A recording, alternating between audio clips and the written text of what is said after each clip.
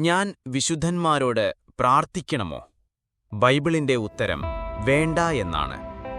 Bible പറയുന്നത് യേശുവിന്റെ നാമത്തിൽ ദൈവത്തോട് മാത്രമേ പ്രാർത്ഥിക്കാവൂ എന്നാണ്. യേശു തന്റെ ശിഷ്യന്മാരോട് ഇങ്ങനെ പറഞ്ഞു: നിങ്ങൾ ഈ രീതിയിൽ പ്രാർത്ഥിക്കുക: സ്വർഗസ്ഥനായ ഞങ്ങളുടെ പിതാവേ, അങ്ങയുടെ പേര് പരിശുദ്ധമായിരിക്കണമേ. ദൈവത്തോടല്ലാതെ വിശുദ്ധന്മാരോടോ ദൂതന്മാരോടോ മറ്റാരോടെങ്കിലുമോ പ്രാർത്ഥിക്കാൻ ശിഷ്യന്മാരോട് യേശു ഒരിക്കലും ആവശ്യപ്പെട്ടില്ല.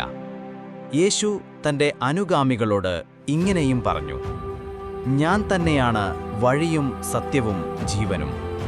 എന്നിലൂടെയല്ലാതെ ആരും പിതാവിന്റെ അടുത്തേക്ക് വരുന്നില്ല. നമ്മുടെ മധ്യസ്ഥനായി ദൈവം അധികാരപ്പെടുത്തിയിരിക്കുന്ന ഒരേ ഒരു വ്യക്തി യേശു മാത്രമാണ് എന്ന് എബ്രായർ 7:25 വായിക്കുന്നു.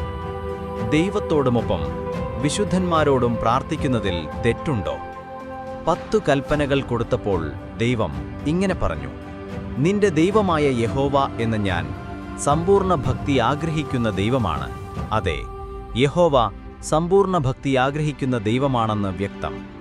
പ്രാർത്ഥന ഉൾപ്പെടെ ഭക്തിയുടെയും ആരാധനയുടെയും എല്ലാ പ്രവൃത്തികളും തനിക്കു മാത്രം അർഹതപ്പെട്ടതാണെന്ന് ദൈവം പറയുന്നു. യെശയ്യാ 48:11. ദൈവത്തോടല്ലാതെ മറ്റാരോടെങ്കിലും പ്രാർത്ഥിക്കുകയാണെങ്കിൽ നമ്മൾ ദൈവത്തെ ധിക്കരിക്കുകയായിരിക്കും. അത് വിശുദ്ധന്മാരോടോ വിശുദ്ധ ദൂതന്മാരോടോ ആണെങ്കിൽ പോലും.